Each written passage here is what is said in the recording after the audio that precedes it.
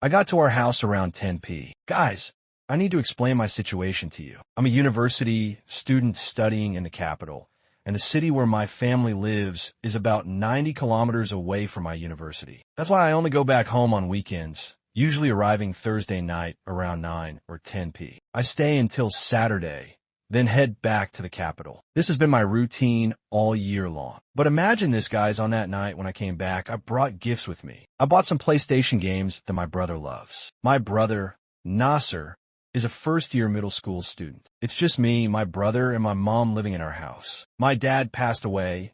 May God rest his soul.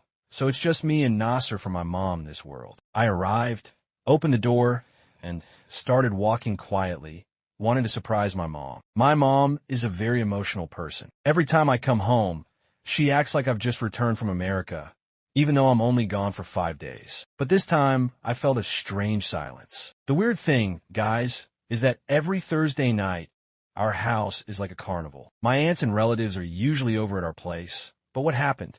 What's the story? I kept walking, wandering around the house, and the shock was that our house was completely empty. Not a single person was there. I started calling out, shouting for my mom and Nasser, but no one answered. I felt worried. Where could they have gone? My relatives, when they invite my mom, she doesn't like leaving the house. On the contrary, she tells them, have the gathering at my place. And our house, thank God, is a big villa.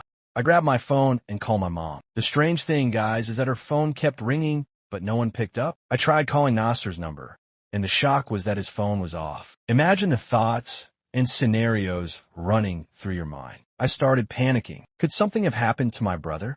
Is he in the hospital? Is my mom in the hospital? What's going on?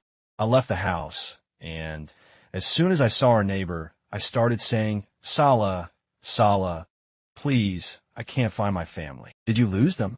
He said, no, Salah, I just got back from the capital. I didn't see them today, except there was a gray family car that stopped around 4 p. I saw your mom and your brother Nasser get in. But honestly, between you and me, they were carrying Nasser like he was scared or sick. Oh no, that's exactly what I was worried about. Do you know where they went?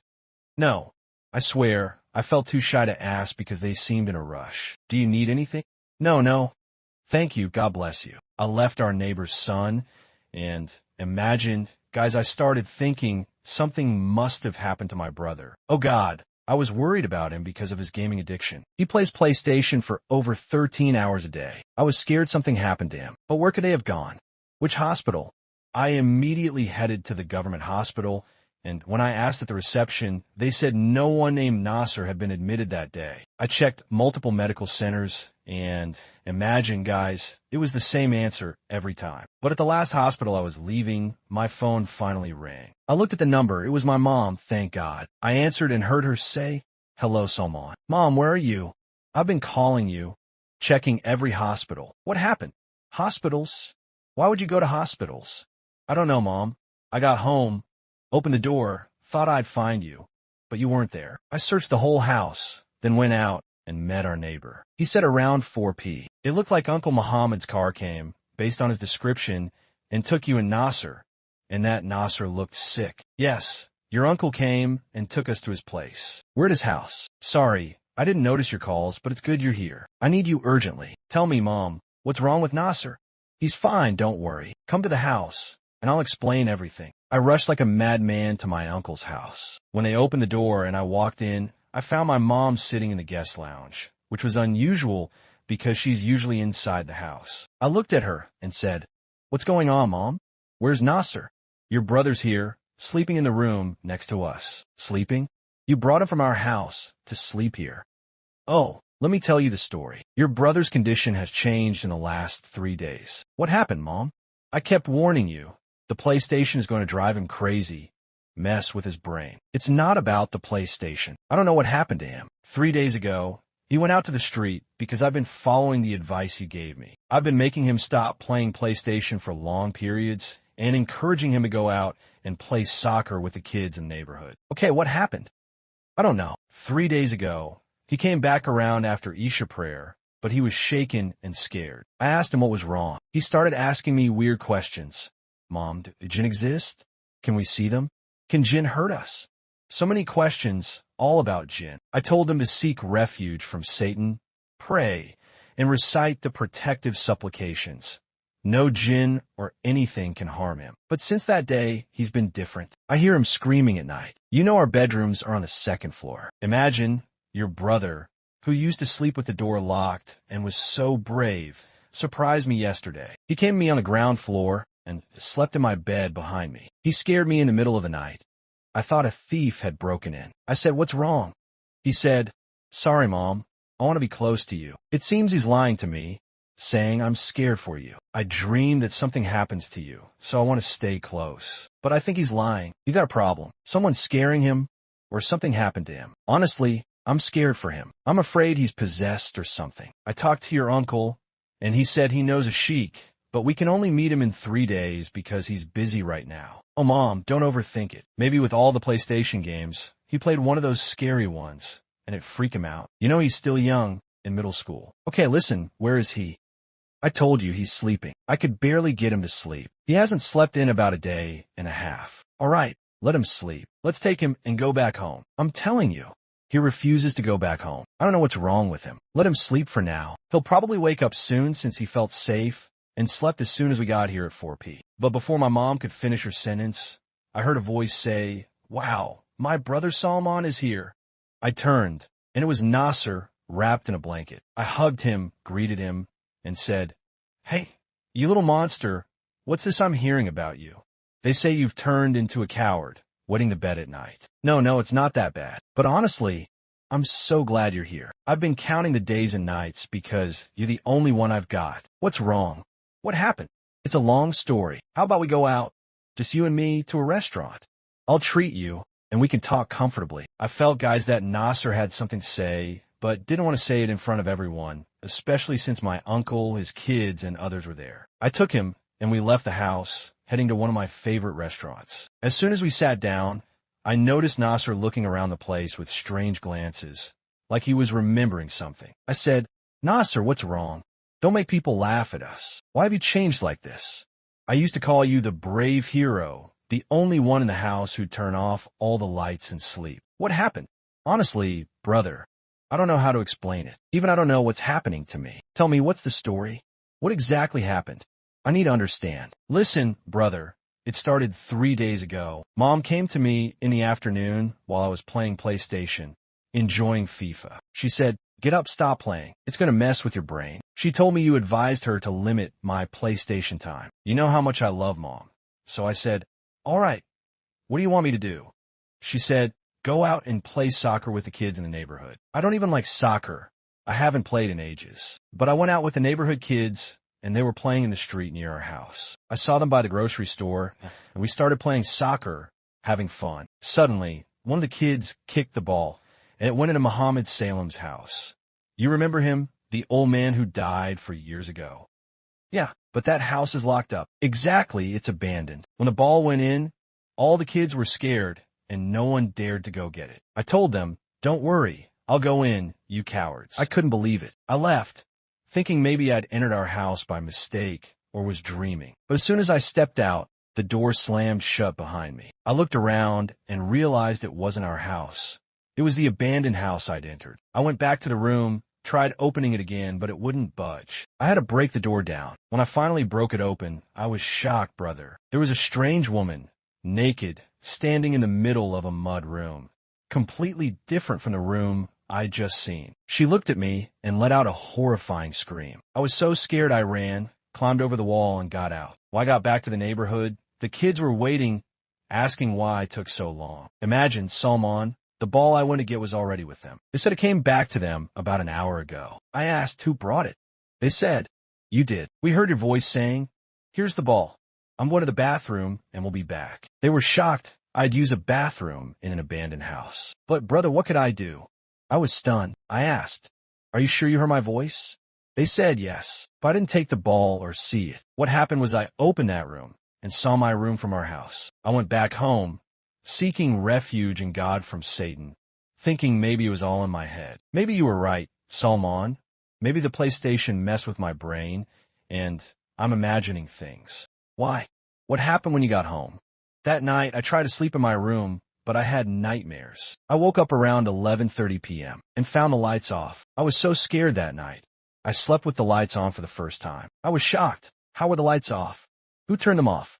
I grabbed my phone, turned on the flashlight, and realized I was in that terrifying room from the abandoned house. But it was made of mud. I saw that naked woman standing by the closet, staring at me like she'd been watching me all night. I screamed, ran to the door, opened it, and went downstairs. I found Mom and said, "Come with me, please."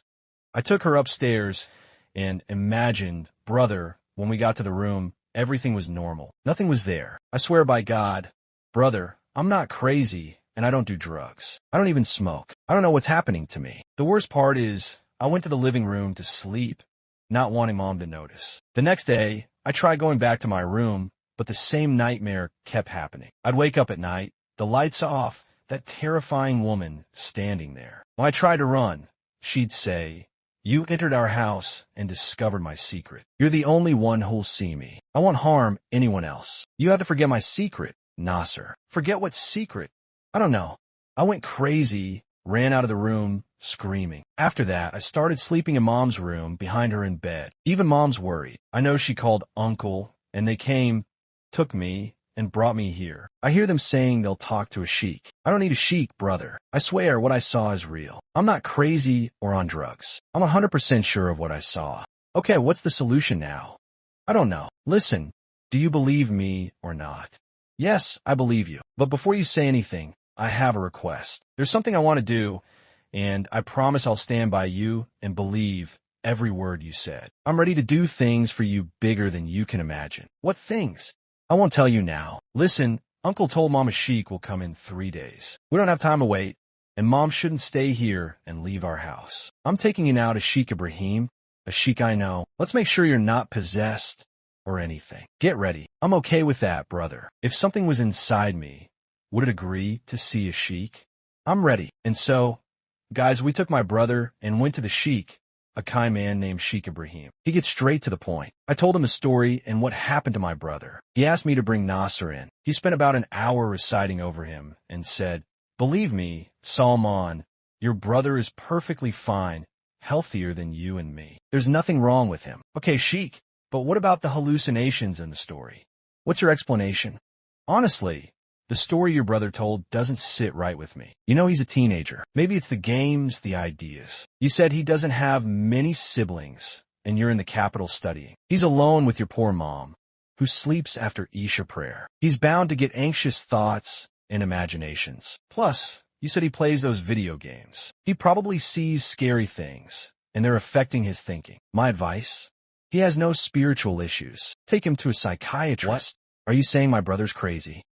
No one said crazy. Your brother's saner than you and me. But there are cases, personality disorders, especially in teenagers, like little kids 5 or 6 years old, whose moms scare them at night with creepy characters to make them sleep. The kid creates an imaginary figure and grows up scared of it. That might be what's happening with your brother. He saw a character in a game or somewhere, and now he's imagining it's living with him. The proof is he screams in his room, says it turns to mud with a naked woman, but when your mom comes, there's nothing. That confirms he's dealing with a specific condition. You're right, Sheik. Thank you. I'll try taking him to a doctor tomorrow. If you want my advice, there's a well-known psychiatrist, Dr. Abdulaziz, at Al-Halib Hospital. He's trustworthy. The problem is their prices are astronomical. You go for a cough, and they charge you $17,000 or $177,000. Like I'm buying a car. But go to Dr. Abdulaziz indirectly. Tell him Sheik Ibrahim sent you. He respects me and might give you advice without charging a dime. The next day, guys, I took my brother to the clinic and asked to see the doctor. The nurse said it was impossible without paying for a consultation, 1,200 riyals. I told her I just wanted to discuss the case and leave. Thank God, with some persistence, the doctor came out and said, "What's up, brothers? How can I help? Are you Dr. Abdulaziz?" Yes, I'm Dr. Abdulaziz. The nurse said you need to pay for a consultation because all patients do. Doctor, I'm here on behalf of Sheik Ibrahim. Sheik Ibrahim? Welcome. What's the issue? Leave it, Lucy. We went in, guys, and he said, "What's the problem? Why did Sheik Ibrahim send you?" He was my high school teacher, an amazing man. He's the reason I became religious and changed my life. What do you need? Doctor, there's a story with my brother. I took him to the sheikh, who did ruqya, Islamic exorcism. But he said there's nothing spiritually wrong and suggested I bring him to you, saying you're trustworthy and can tell if he has psychological issues. We told him the full story, Nasser's experience in the abandoned house, the things he started seeing in our house, especially in his room. We mentioned the sheikh said everything was fine spiritually. The doctor took Nasser, had him sit on a bed, did several tests, talked to him, gave him some medication, and asked us to come back in 2 days. When we returned, I noticed Nasser was completely normal. The doctor asked me to take Nasser outside and come back alone. He said, "Listen, Salman, I did several tests on your brother, and the medication I gave him would have shown if he had any issues. I believe, and God knows best, your brother is perfectly healthy. He's fully aware, and all his thoughts are 100% sound. So, the story he told you is one of two things. Either he's trying to scare you to get attention, or he's telling the truth in every word. God forbid. If he's telling the truth, does that mean what he saw was jinn? I don't know about jinn or anything else. Go back to Sheikh Ibrahim. He'll guide you on that. But psychologically, your brother, who's sitting outside, is saner than you and me. What's wrong with you people? Sheikh Ibrahim says he's saner than us. And now I'm a famous doctor saying the same. What's the issue? My advice as an experienced psychiatrist is to get closer to him. It's clear he loves and trusts you. Try to understand his fears. Sleep in his room with him and see if what he's seeing is real or just fear and nonsense. Spend a few days with him, figure out his anxieties, and you'll be the one to treat him. Me? Yes, you're the only one he trusts and loves. Do everything possible to make him feel at ease. We left the doctor and went home. This time, guys, I called my mom and asked her to stay at my uncle's for 2 or 3 days. She was surprised, but I told her it was part of the treatment I was doing for Nasser. As for me and Nasser, we went back to our house. Yes, guys, we stayed until about 9 p. I looked at him and said, "Nasser, what if I sleep in your room tonight? If I'm with you, I don't think anything will happen. I tried it when Mom slept with me one night, and nothing happened. No, it only happens when I sleep alone in the house." Are you serious? Yes, I'm 100% sure, but I have a better idea. What? You took me to the sheikh, right? And to a psychiatrist. I understand everything. What did the doctor say? He said you're fine, healthier than me, him, and everyone around us. Thank God I knew I was fine. But at Uncle's house, you promised me something. You said you'd do the impossible for me, remember? Yes, I said that. What were you planning to do? Listen, brother, you and Mom are all I have in this world. Since you don't want to sleep in my room, I'll do the same test.